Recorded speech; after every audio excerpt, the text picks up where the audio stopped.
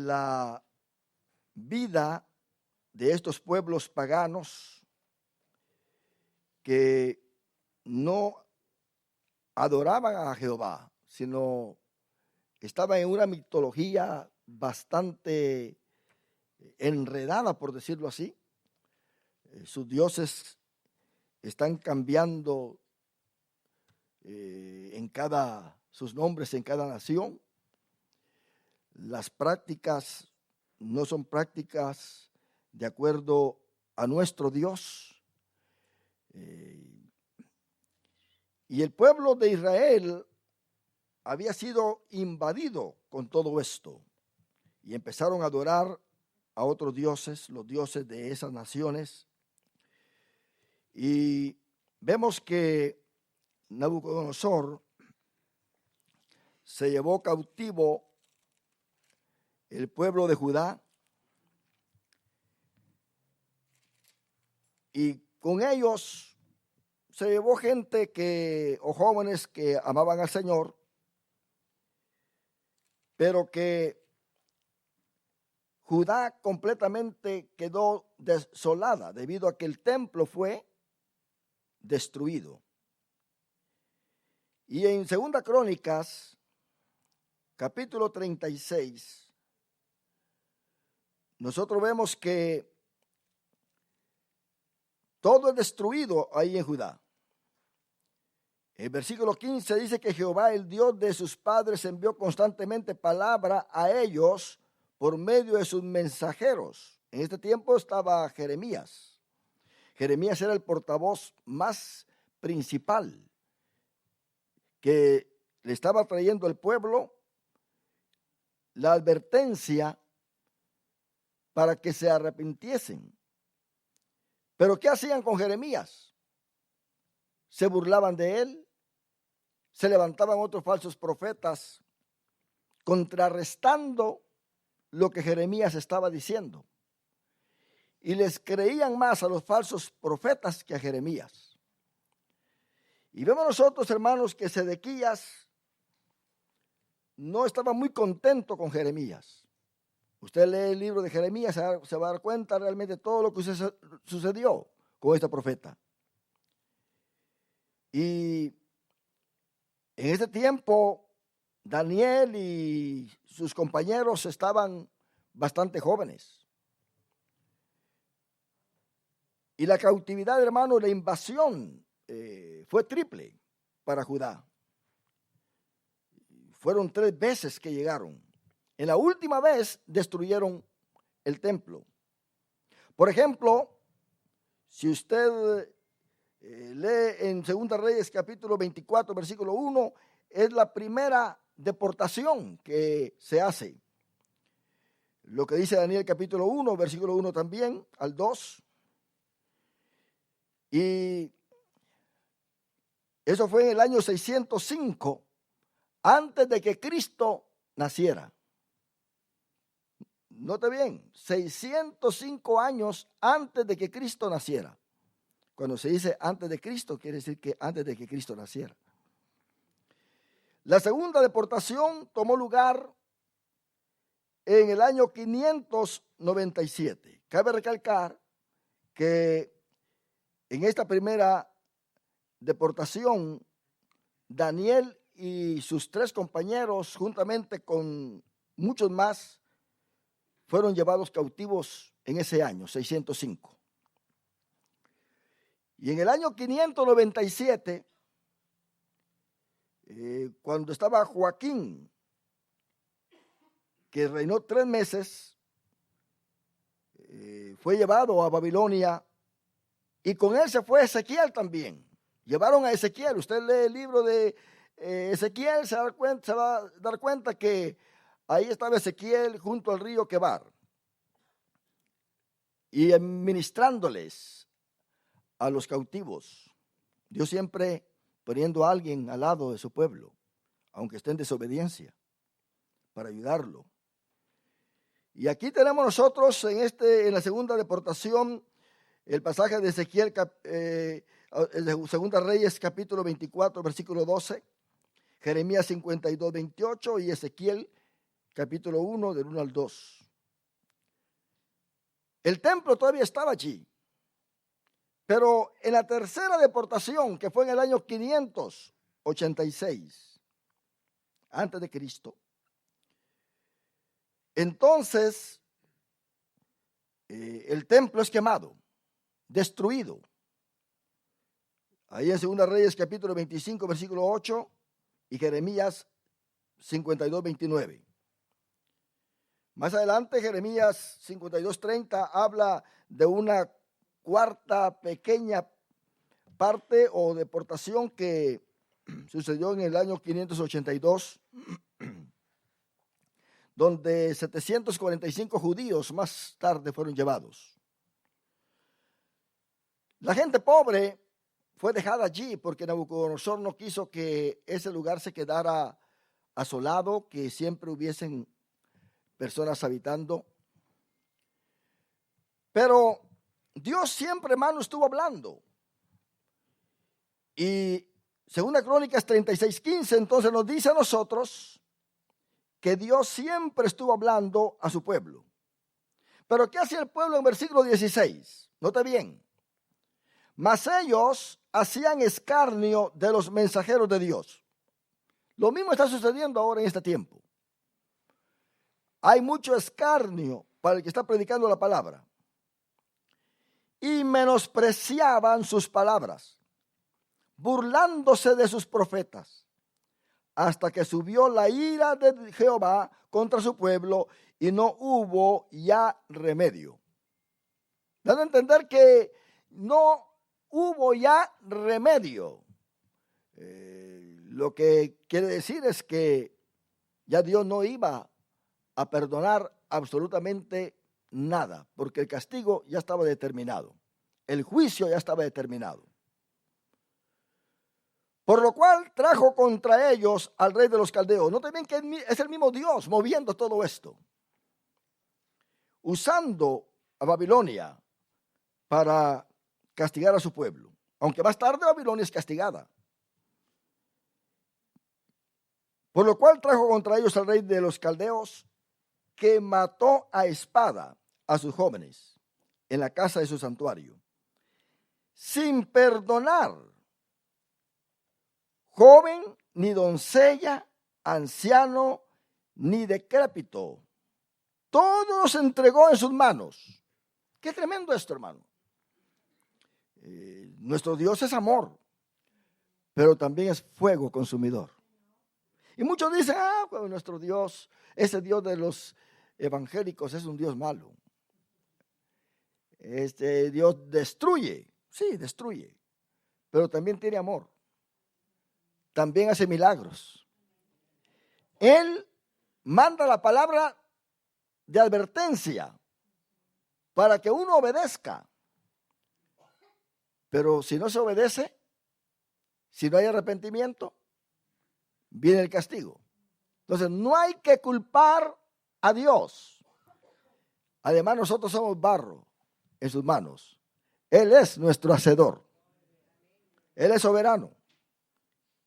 ¿A qué Dios, nuestro Dios, le tendrá que dar cuenta? Dígame usted. ¿Qué Dios le ha puesto leyes a nuestro Dios para que las obedezca? Nuestro Dios es soberano. Dice el versículo 18. Asimismo,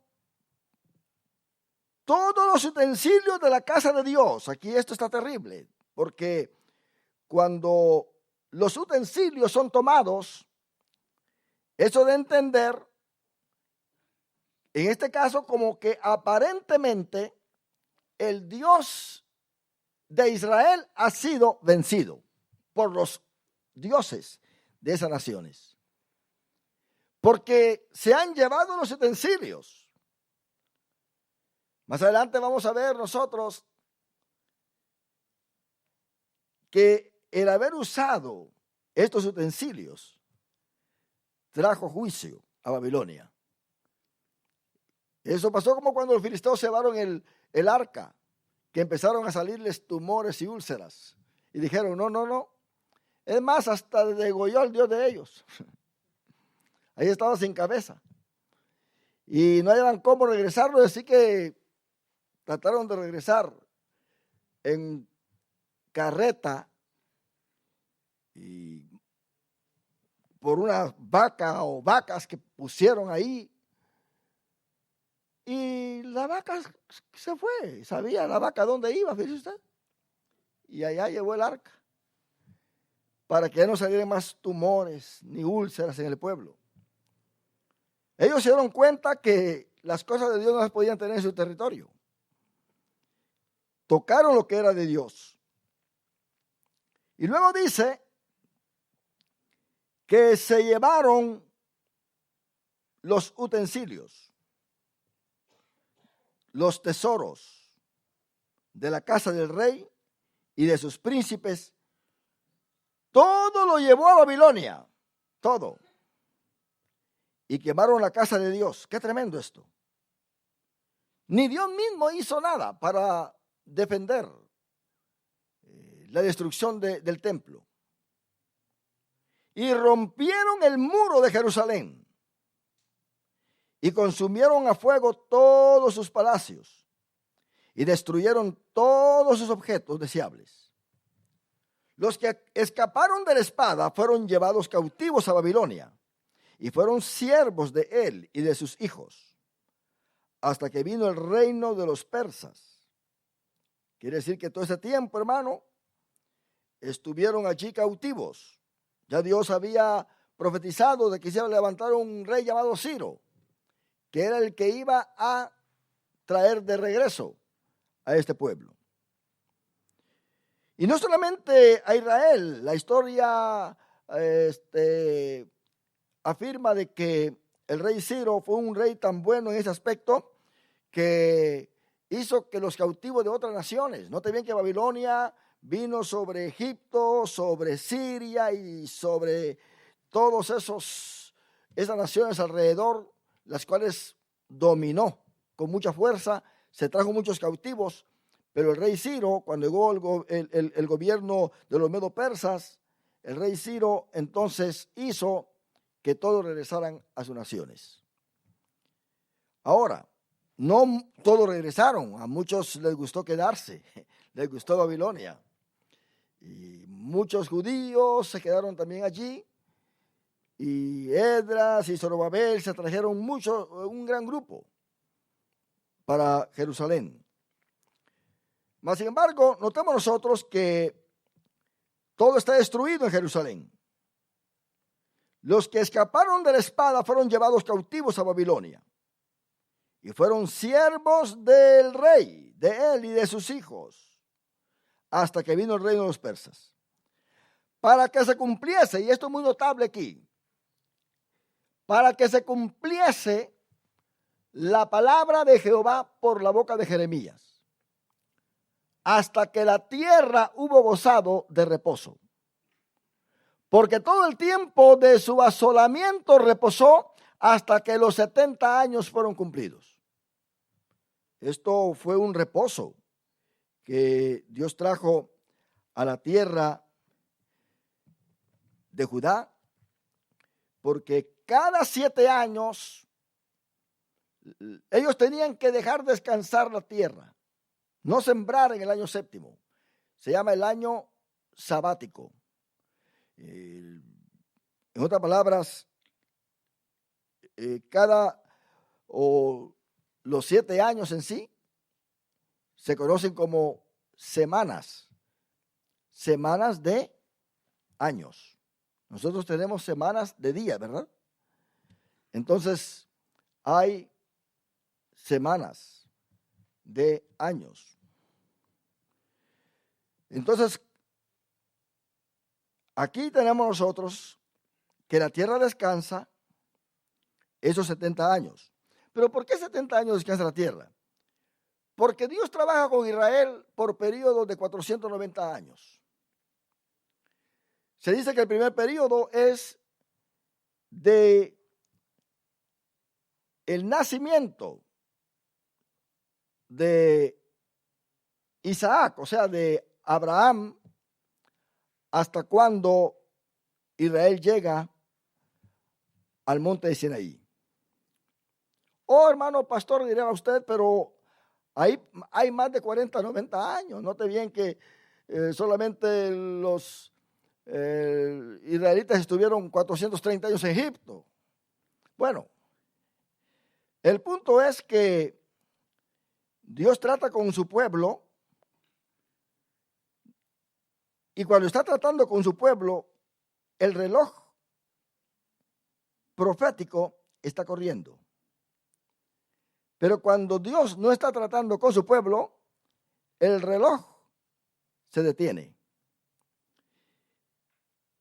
Eso es cuando Israel está fuera de el programa de Dios de esos 490 años. Desde el monte de Sinaí hasta cuando Salomón terminó el templo, hay otros 490 años que Dios trató. Noten bien que 490 años se dice cuando Dios trata directamente con Israel. En el libro de Jueces vemos nosotros que hay como 93 años que Dios no trató con Israel cuando se los llevaban cautivos. Entonces él levantaba jueces y los liberaba y los traía de regreso. Entonces empezaba a correr de nuevo el reloj con el trato de Israel.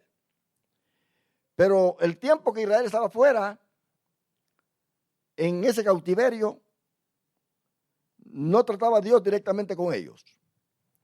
Pero cuando se construye o se termina el templo por Salomón, entonces nosotros vemos que hay 490 años. Y ahora, desde el templo de Salomón hasta el regreso de la cautividad de Babilonia, hay otros 490 años, sin contar los 70 años que ellos estuvieron ahí en el cautiverio. Esos 70 años Dios no los cuenta. Desde la orden de reconstruir el muro, cuando ya el pueblo regresa, hasta el pacto que se hará con Israel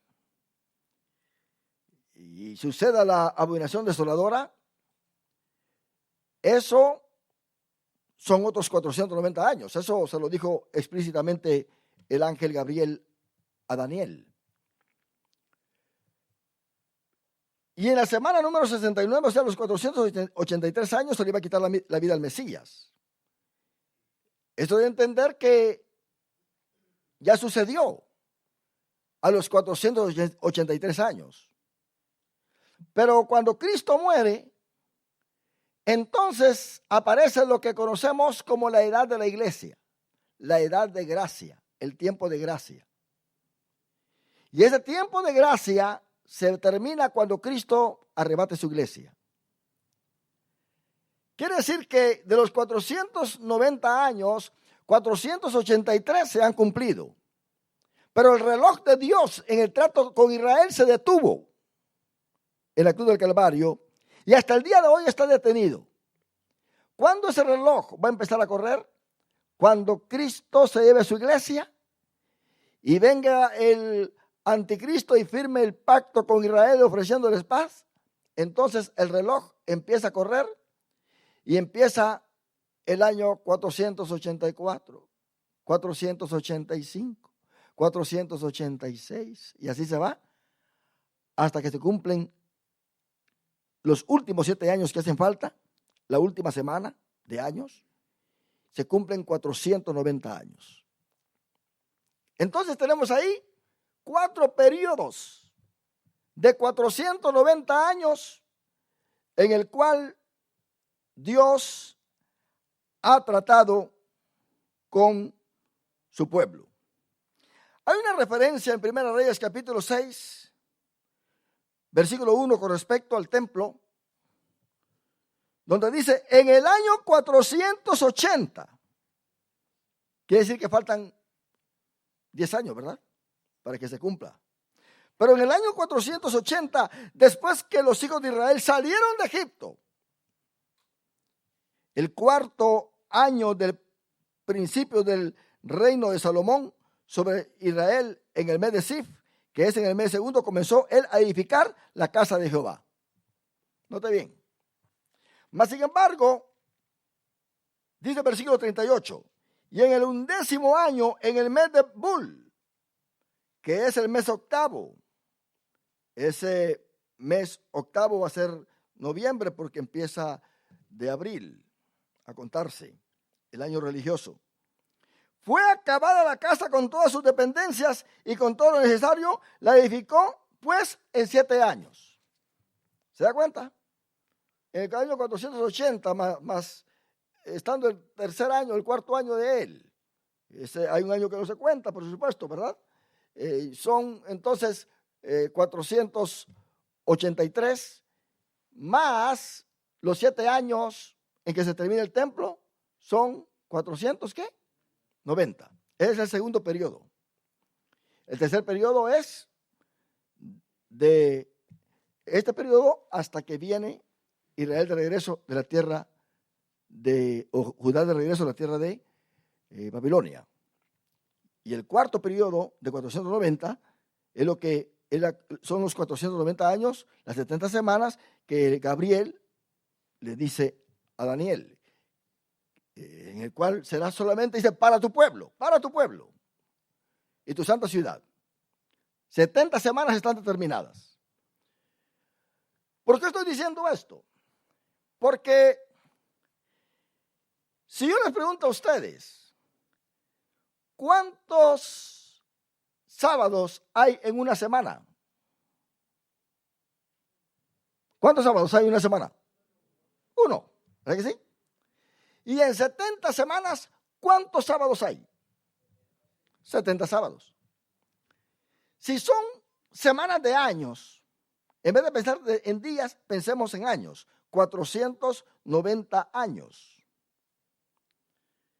Quiere decir que en 490 años hay 70 semanas de años. Entonces, cada 7 años tiene su año sabático, ¿verdad que sí? Y en 70 semanas de años, ¿cuántos sábados hay? 70. Porque si hay 70 veces 7, ¿verdad? Cada semana, cada 7 tiene su sábado. Entonces, en 70 semanas hay 70 sábados. Sábados de años. O sea que son semanas de años. Quiere decir que en 490 años, ¿cuántos sábados la tierra tenía que descansar y los judíos no la dejaron descansar? 70 años. O sea, 70 años sabáticos no dejaron descansar la tierra. Entonces Dios se las cobra.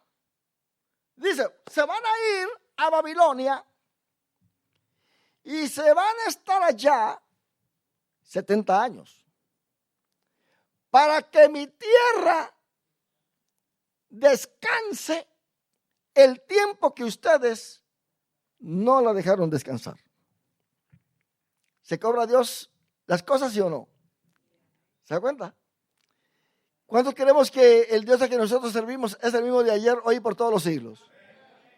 Oh, no, ese es el Dios del Antiguo Testamento. No, es el mismo. Él es inmutable, Él no cambia. Así que Dios se seguirá cobrando de todas maneras, porque Él es el mismo. Si nosotros creemos que Él es el mismo, va a ser el mismo. Su carácter es el mismo. Por eso es que Dios le anticipa al pueblo ahí en Levítico, capítulo 26. En Levítico capítulo 26, Él le dice al pueblo todo esto. El versículo 32. No también que en el capítulo 26 hay en sí 5 castigos. Y luego pues tenemos el sexto, por decirlo así, ¿verdad? Que está a partir del versículo 32. Y vean lo que dice Levítico 26:32. Si el pueblo desobedece, en otras palabras, lo que está pasando acá, con lo que Nabucodonosor está haciendo, es lo que Dios ya le había dicho al pueblo. Ahora, el pueblo fue llevado cautivo muchas veces. No también que aquí las 10 tribus que se llevó el rey de Asiria en el año 722 antes de que Cristo naciera, no están dispersadas ya. Y hasta la fecha no han regresado a su tierra. Son 10 tribus perdidas por allí.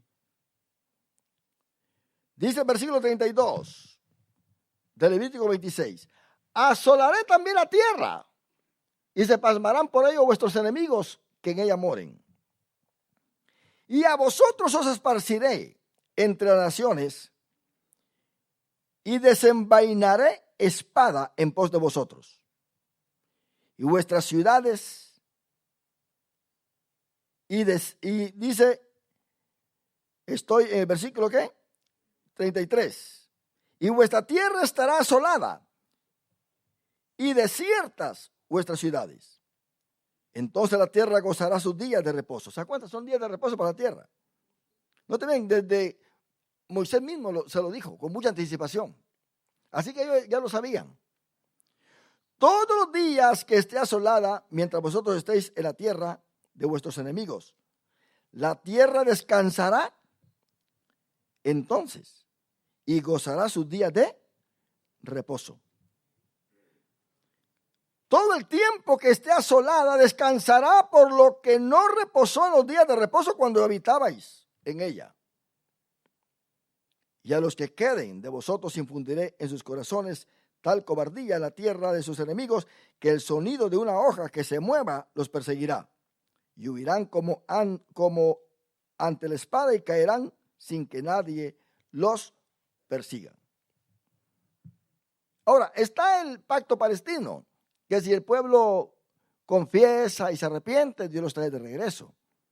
Pero eso Israel ha venido varias veces, hermano, porque de alguna manera Dios oye su clamor y Dios se conmueve cuando a los judíos les hacen algo, como pasó con Adolfo Hitler, que mató millones de judíos. Pero en el versículo 40 dice: confesarán su iniquidad y la iniquidad de sus padres por su prevaricación con que prevaricaron contra mí, y también porque anduvieron conmigo en oposición. Yo también habré andado en contra de ellos y los habré hecho entrar en la tierra de sus enemigos, y entonces se humillará su corazón incircunciso y reconocerán su pecado. Entonces yo me acordaré de mi pacto con Jacob, y asimismo de mi pacto con Isaac, y también de mi pacto con Abraham. Me acordaré y haré memoria de la tierra, pero la tierra será abandonada por ellos y gozará su día de reposo, estando desierta a causa de ellos, y entonces se someterán al castigo de sus iniquidades, por cuanto menospreciaron mis ordenanzas y su alma tuvo fastidio de mis estatutos. Y aún con todo esto, estando ellos en tierra de sus enemigos, yo no los desecharé, ni los abominaré para consumirlos, invalidando mi pacto con ellos, porque yo, Jehová, soy su Dios. Antes me acordaré de ellos por el pacto antiguo, cuando los saqué de la tierra de Egipto, a los ojos de las naciones, para ser su Dios, yo Jehová.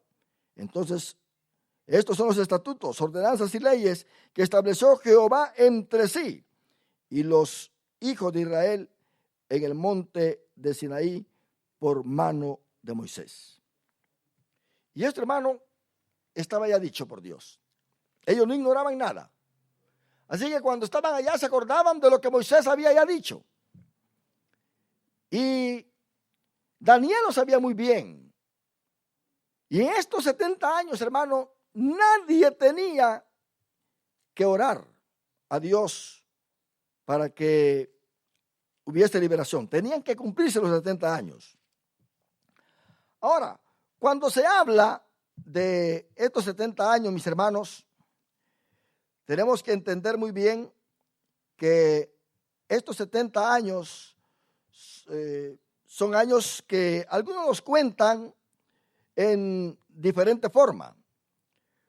Por ejemplo, desde el año 605, que fue la primera deportación, hasta el año 536, cuando empieza la reconstrucción del templo, cuando ellos ya regresan, que son 70 años, entonces ellos dicen, ahí se cumplen los 70 años, desde el año 605 hasta el año 536. Otros dicen que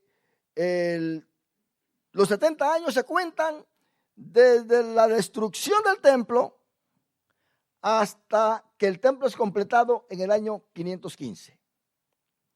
Noté bien que hubieron como 20 años que la construcción del templo se paró cuando ellos regresaron, porque los samaritanos enviaron cartas al rey Artajerjes y dijeron, mira, aquí están estos judíos son malos, estos han hecho esto, y usted puede leer el libro, la carta que mandan ahí con Esdras. Y ellos mandan cartas para que se detenga el trabajo. Mas, sin embargo, está Zorobabel y está Josué, que es un sacerdote. Zorobabel, pues, él, por eso se llama Zorobabel, porque Zoro, que es cero en sí, y el cero para los babilonios quiere decir nacimiento. Por eso usted en algunos símbolos babilónicos va a ver el círculo. El círculo en sí representa nacimiento, más que todo un hijo. Y dice Zorobabel, nacido en Babilonia, en Babilonia, pero era judío y se vino con Josué. Y Dios exhorta al pueblo para que reanuden la construcción del templo, porque se habían olvidado, sus casas estaban muy bonitas. Y viene Ageo y otros profetas menores que están allí, que están en este tiempo post-exílico, y exhortan al pueblo a que terminen el templo. Pero lo que sucede, mis amados hermanos, es que estos 70 años, en mi parecer, si yo tomaría estos dos casos, yo tomaría y contaría los 70 años desde la destrucción del templo a la construcción completa del templo, reconstrucción. Dando a entender que de templo a templo, ¿me entiende? De templo a templo. 70 años. Ahora, pensemos nosotros el significado y la importancia del número 70. Cuando Cristo nace y se va de regreso, después de su resurrección, 70 años después de su nacimiento, el templo también, de nuevo, es destruido. ¿Se da cuenta? El templo es destruido en el año 70 de nuestra era, aunque algunos pues calculan de que Jesús nació 2 o 3 años antes o 4 años antes de nuestro calendario gregoriano. Pero nosotros debemos de entender, hermano, que Dios tiene un método para trabajar y un programa especial para trabajar, que la iglesia no debe de ignorar. Es cierto, usted está escuchando esto en este momento y posiblemente de repente se pierde por allí y dice, bueno, ¿dónde estoy?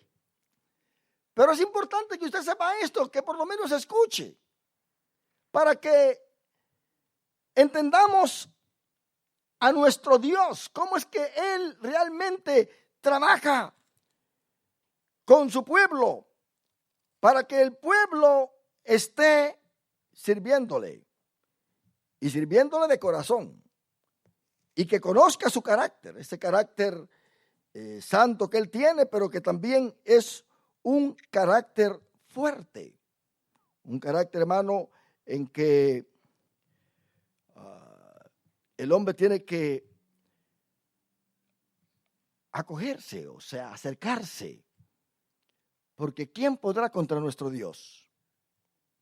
Pero yo me pregunto, esta gente que amaba a Dios, que estaba en medio de todo eso, hermano, ¿cómo se sentía? ¿Cómo se hubiera sentido usted, me hubiera sentido yo, estando en una condición así en Judá, que todos estén adorando ídolos, a Tamuz, a la reina del cielo, y que hayan dejado realmente a Jehová? Cuando Ezequiel es llevado en la segunda deportación, Dios le muestra a Ezequiel por qué razón es que Judá fue llevada cautiva a Babilonia. Se lo muestra. Y le muestra a los sacerdotes, y le muestra al sumo sacerdote, 25 personas en total, que están en el templo, pero que están adorando al sol. Los sacerdotes, los líderes espirituales están adorando al sol. Y le dice Dios a Ezequiel, ¿te das cuenta? Y tenían imágenes de animales y de serpientes y cuanta cosa en las paredes. Esta gente estaba corrupta.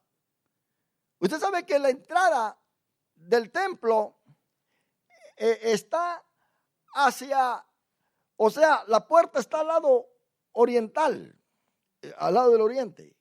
Y cuando se entra al templo se va pues hacia el este, para darle la espalda al sol. Por ejemplo, si usted sabe que el sol nace de este lado, la puerta la hizo Dios de este lado, pero entrando al templo hacia el oeste, para que cuando usted está adorando a Dios, usted le esté dando las espaldas al sol. Mire que Dios tan sabio, ¿verdad? Pero cuando Ezequiel ve esto, él no ve a los sacerdotes con las espaldas hacia el sol, sino que están con sus rostros hacia el sol. Y el lugar santísimo lo tienen a las espaldas, dando a entender, ya no te queremos a Dios. Nosotros estamos adorando al Señor Sol, aquel que se levanta allá. Qué tremendo esto, ¿verdad? Estaban adorando no a Jehová, sino al sol. Y les hago una pregunta a ustedes. ¿Será que el sol es Dios? No, el sol no es Dios. Mitológicamente, en su creencia, ellos pensaban que el sol era el que estaba dando la vida a todo. Y que el sol era Dios. Pero por eso Dios hizo que el sol saliera en el cuarto día. Y lo hizo después de haber creado hasta las plantas, para que el mundo supiera que todo subsiste no por el sol, sino por el poder de Dios. Para que usted vea que en la nueva tierra no habrá sol. Dando a entender, hermano, que habrá vida, porque Cristo dijo, mientras yo viva, vosotros también viviréis. Y Cristo es nuestro sol de justicia. Él es nuestro Dios. Nosotros, hermanos, vemos allí en Jeremías capítulo 28, que cuando Jeremías estaba profetizando, para que usted vea la oposición que había. Estoy diciendo esto para que usted vea que no fue fácil, hermano. No fue fácil para los profetas decirles al pueblo lo que venía, darles el mensaje que Dios les había dado. No fue fácil. En Jeremías 28 vemos a Ananías, que dice que aconteció en el mismo año, en el principio del reinado de Sedequías, rey de Judá, en el año cuarto. Quiere decir, ya tenía el pueblo de haber sido llevado cautivo en la segunda deportación 4 años.